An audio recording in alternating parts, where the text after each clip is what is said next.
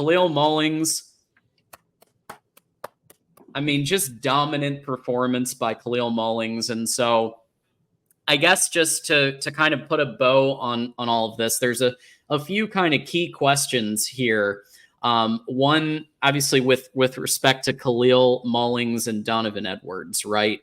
At this point, is it time for Sharon Moore to finally understand that Khalil Mullings is the starting running back and like Donovan Edwards can be utilized in other ways? Because the way it feels like to me is Donovan Edwards is one hell of a receiver. You know, when he's healthy, when he has both hands healthy, you know, when he was injured, obviously not as much, but he's one hell of a receiver. And so what's your take on the management of that? You know, and did Khalil finally do enough to win RB1? So my take on the management is it's been piss poor. I do not understand the approach that they are taking when it is as clear as day to me, you, and everyone watching right now who RB1 should be. We've known this since Texas. I don't understand why they're not using Donovan Edwards in more of a passing role when he had 30 catches last year. I mean, he's very capable. We've seen some of his big plays, you know, obviously the Maryland game's one that sticks out. Why are they not utilizing Donovan Edwards like in a more effective way than he is? Because although he had a solid game and he did, but Khalil Mullings is clearly outperforming him. Like, it's not even close. And not only is he clearly outperforming, the eye test will tell you who looks like the more natural runner and the better running back. You know, so like in my opinion, we left points off the board because they were doing this Donovan Edwards crap in the first half. When we had the momentum, they were trying to force feed Donovan Edwards. I think Donovan Edwards, he broke off that, Khalil Mullings broke off that big run in the first half, and then they fed it to Donovan Edwards like 5 or 6 straight times right after that. What are we doing? You know, like that's the thing is like, as much as Sharon Moore, you know, we got the victory, you know, they got it done, you know, and there was improved play. Defense looked better. Even the offensive line looked improved, and there was definitely a lot of positives. But even so, you watch that game and you come away with like you're scratching your head, like why are they doing certain things? Like certain things do not add up. You know? Yeah, it's an interesting dynamic right now, and we're still getting used to Sharon Moore. You know? Yeah, I mean, I think we can all agree the O-line performed better this past Saturday, right? Like, otherwise they wouldn't have been able to break off for the yardage that they did. But you know, I think what we've seen time and time again is that Donovan Edwards needs a pretty sizable hole where maybe he makes one move to get in. Like we saw it against Washington. He had to make one move, but then he had a hole and broke straight through for those touchdowns. Khalil Mullings just gets you those tougher yards when you need them. And so to me, it doesn't make sense, especially with when Colston Loveland is out. Your obvious pass threat is out. The one who, other than Samaj Morgan, who did get some separation on USC's defenders, but he, Donovan could get some of that separation too. I think he's shown in 2023 and in previous years that he can get that separation and be a problem in the receiving game. And it makes me again think conspiracy theory hat on that he was promised some a certain amount of running back carries because of it's the only thing that makes any sense to me, TJ, at this point. Like, it's the only thing that, especially with Colston out, like, like Drufus puts it here. I mean, this is true, Drufus, with the $1.99. Michigan is 7-0 when throwing under 100 yards. This is true, but we still need to have a semblance of there needs to be a threat that you're going to pass the ball and occasionally you hit on it, because otherwise you're running it in 9-10 guys in the box. Because if they know you're not going to run it or not going to pass it, then you're not going to beat Oregon, Ohio State, go to the playoffs, etc. So this team still has everything in front of them now with only one loss, and the loss being to the number one team in the nation. So, Drufus, I'm with you there. I get it's fun. Smash. We love it. We do love that the run game is effective now again, but I think we got to see a little bit more. So TJ, that leads me to my second question of, what are some of the things you're thinking need to happen to just get Alex Orji a little bit more comfortable in the pass game? You're about to face a Minnesota team, and we'll have Daniel House coming up from Gophers Guru to talk through their defenders and their offense. But it strikes me as USC was doing a very good job for the most part of covering our receivers. Maybe there will be some more organic opportunities with Minnesota. What do you think needs to happen to start to give him more confidence going into the back half of the season? They need to create complementary passing opportunities for Alex Orji. What I mean by that is we are an effective running team, right? So what are some of the best complements in terms of pass plays you can do? Well, play action, RPO, crossing routes, right? So strengths for Alex Orji. We know Alex Orji is more accurate in short range than he is long range, right? So why are we not doing more crossing routes, slants, even outs? Although I will say I don't quite know yet Alex Orji's capabilities regarding out routes. Like, does he have the accuracy? Is he going to throw behind the receiver? Is that potentially a turnover? I don't know yet. We'll find out. Sample size is too small. But where's the play action? Where's the RPOs with Alex Orji? You have a dual threat running back. You have a quarterback. You have a dual threat quarterback, right? I just don't understand why they're not utilizing that more. I don't understand why we're not doing more crossing routes, because Samaj Morgan, Amarion Walker can get a step on somebody. Even Fred Moore can definitely get a step. We saw that. He has speed. Yeah, they do have speed. I mean, let me ask you this, because when you look back at the film, like, there were times when Samaj was open, and for whatever reason, Alex Orji just didn't see him, or maybe wasn't going through his progressions. And I do think that for the most part, Alex Orji did a good job of taking care of the football, not making mistakes when it comes to interceptions. He threw the ball away, which, how many times did that happened last year? I mean, that's one skill that even the best quarterback we've ever had, in my opinion, JJ McCarthy, he never threw the ball away. Alex Orji knows how to throw the ball away. He knows how to take care of the football, but he did miss a couple of opportunities to hit to Samaj.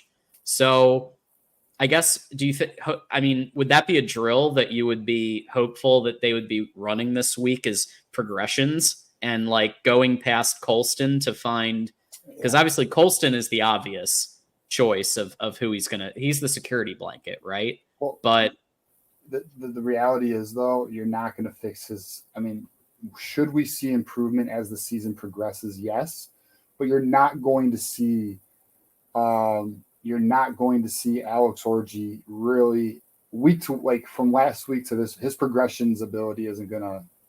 I don't see a significant improvement there. I mean, that's something that takes time. But even so, I mean, the offense is not.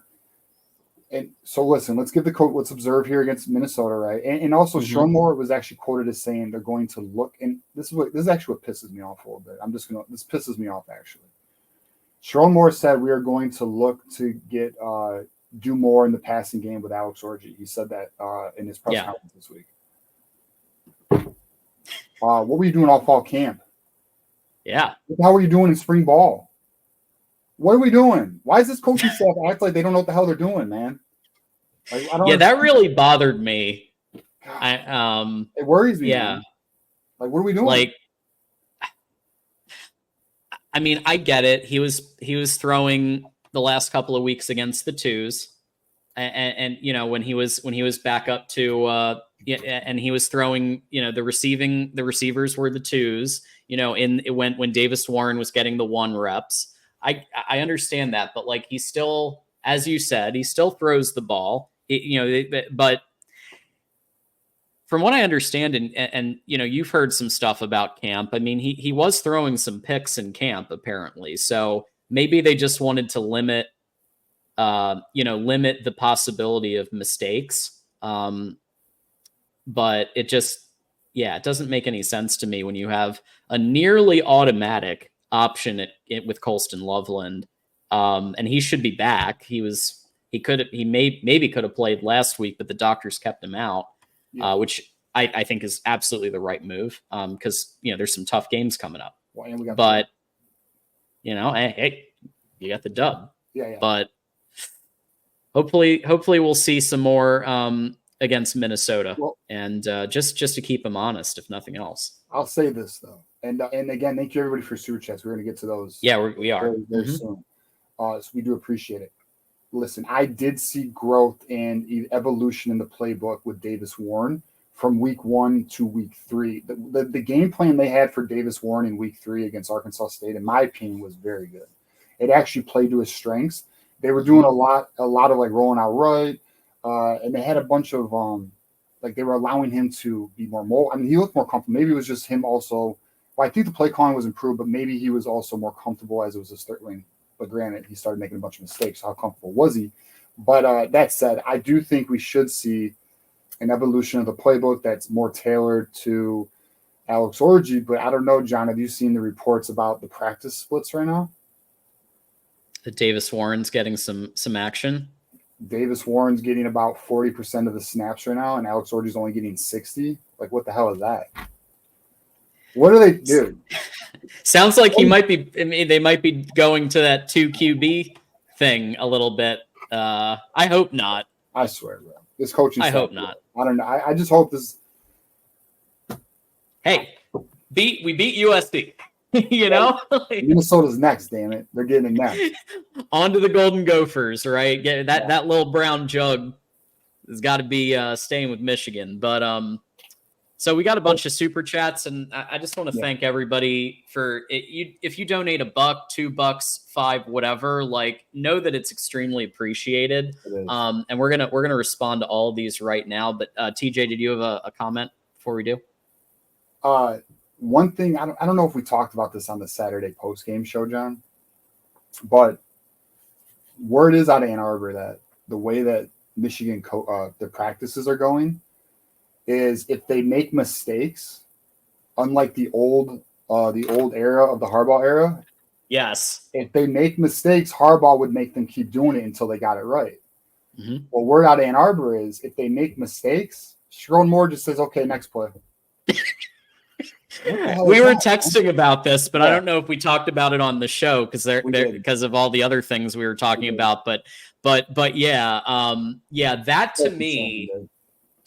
to me was shocking. Yeah. And I mean, okay, I get it. You want to diversify the playbook, but like, if you're not like practicing until you get it right on both sides of the ball, I'm assuming that's both sides of the ball that they're talking about. That's a problem. Yeah. Well, it makes sense why there's miscommunications on the back end. Mm-hmm.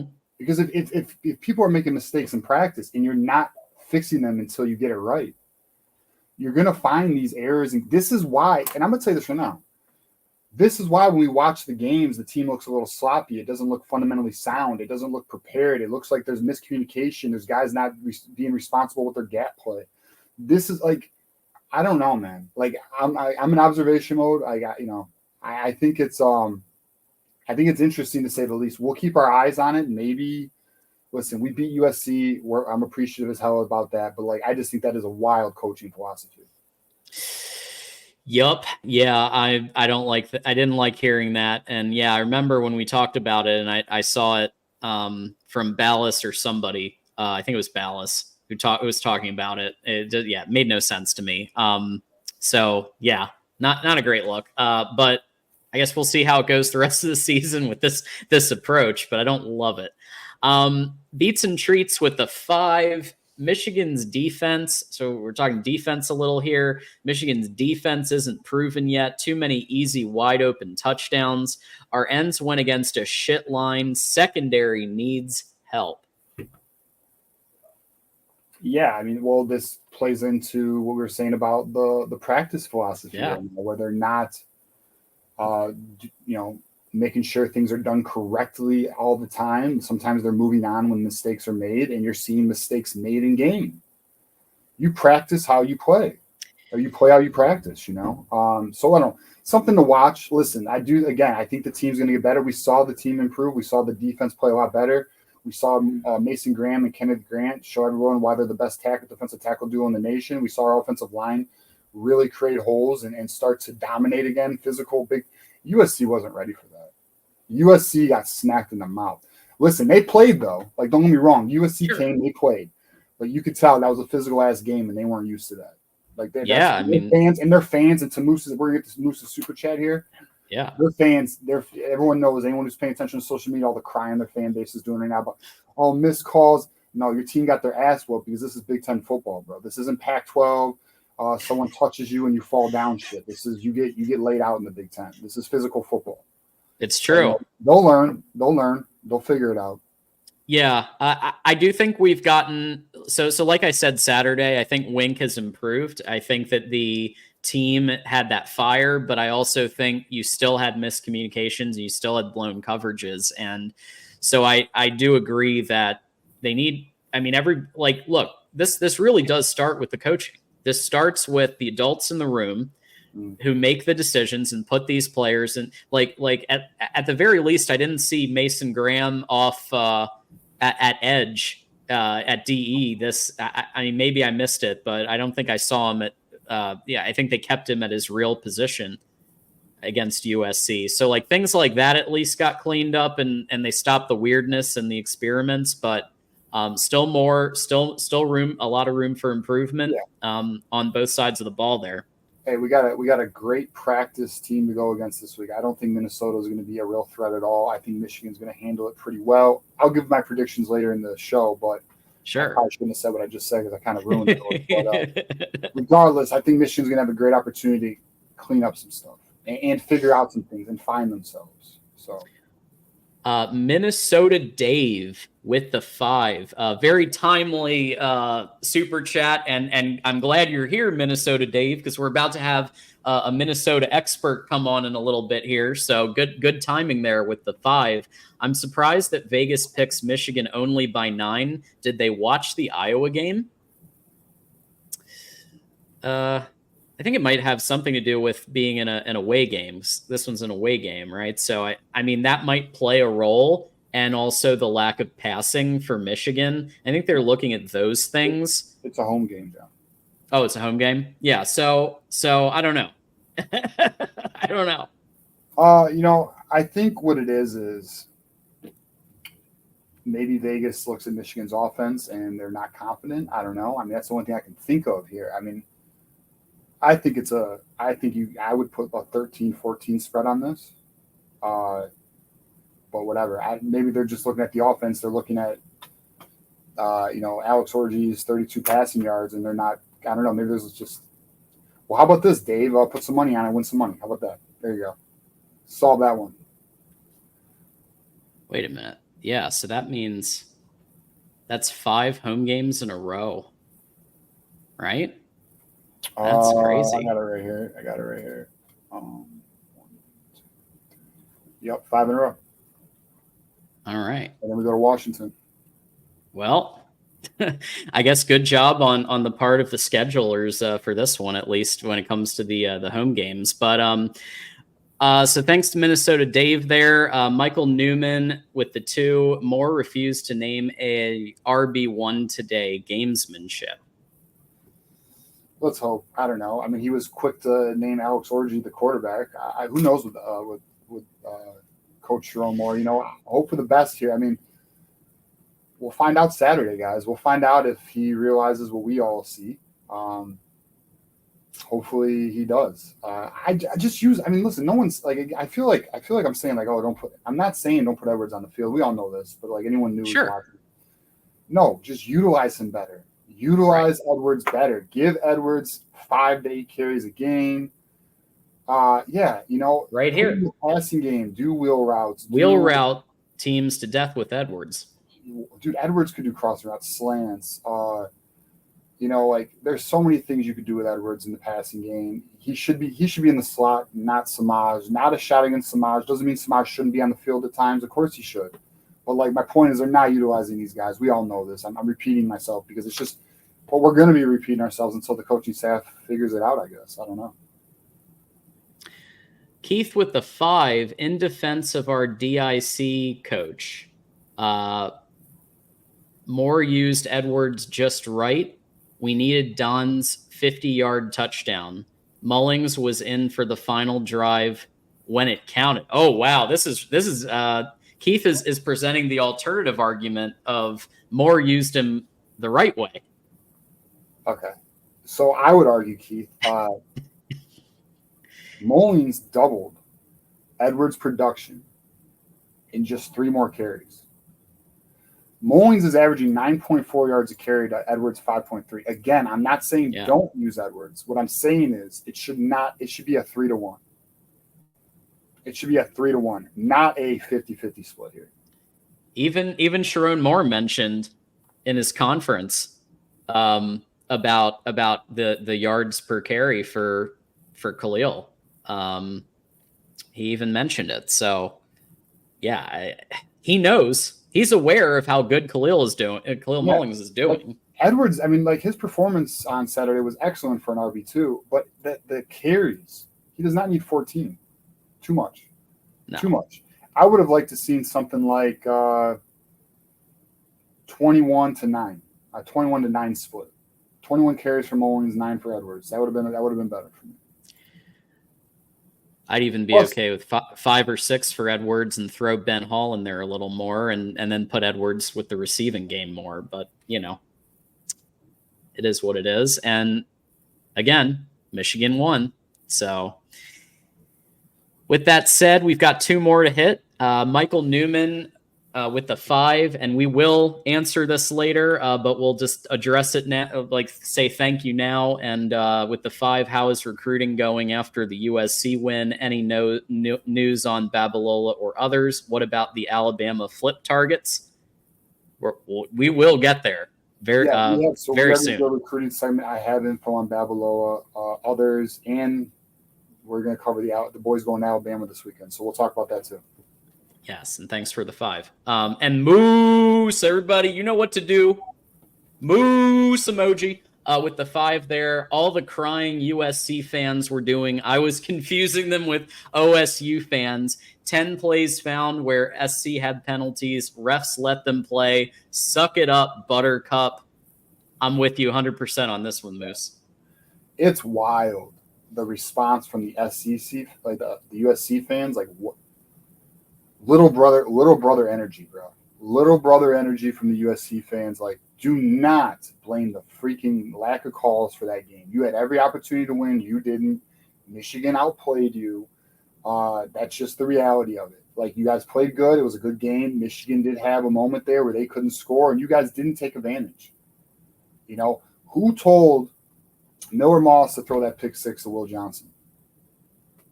You know what I mean? You guys lost that game. Stop blaming the freaking refs, bro. You got out-coached. You got out-physicaled. You lost. Lincoln Riley took an L. It is what it is. Move on. This is the Big Ten. L's are going to happen, man. Yeah, and look, that might be USC's last L of the season. They don't play Ohio State, and I don't think do they play Penn State? I don't. They got Penn State on October 12th. Okay. And they got Notre Dame. Notre Dame at the end of the year. So okay. Also, Rutgers is looking a little better. True. They got Washington and Nebraska. Nebraska took their loss this weekend, though. Yeah, but I mean, it's possible that they run the table. It's definitely possible that they run the table. So, and that, by the way, can you imagine the end of this season and we beat USC, who runs the table, and then Texas maybe wins the Natty?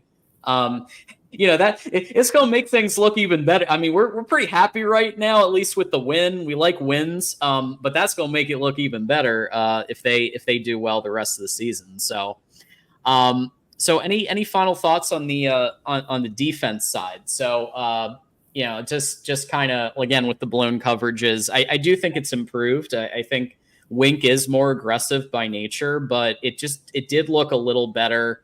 And I guess we just need to, like, the biggest thing was the energy was up, and I like that. I like the return to the 23 mentality on defense, and people did their jobs and they played with heart, and so that was nice to see. Yeah, no, I mean, listen, I think the only thing they can do is keep putting reps in, time on task, getting better, not moving on in practice when we make mistakes. Hopefully that's getting cleaned up. I can't imagine they're having mistakes in game, and then now in practice this week they're allowing it to occur. I don't know. I just hope that's not the case. But yeah, I mean, they just got to tweak. I mean, I don't know if Wink Martindale is going to simplify his defense because he wouldn't do it in the NFL. So, and there was problems in the NFL for the complexity. Yeah. So we'll see. I mean, it's something we're going to have to monitor. If this continues throughout the year, well, we already know some issues like behind the scenes. We already know some things that are going on behind the scenes in terms of players have confusion. There's some players confused in the back end. They're not repping it to execution and practice. They're moving on, like things that make sense why we're having issues. So we'll see if it continues or if they clean it up, they fix it. It's something we're just going to have to monitor. Absolutely. Thank you to Tom Bouchard, who's just gifted a Voice of College Football membership to Stephen Powers. So Stephen Powers, you just got 30 free days of the Those Who Stay Will Be Champions membership. Enjoy your emojis. Thanks to Tom for doing that. And we do have one more super chat as well with Michael here with the 5. And this is a good wrap up before we get to recruiting.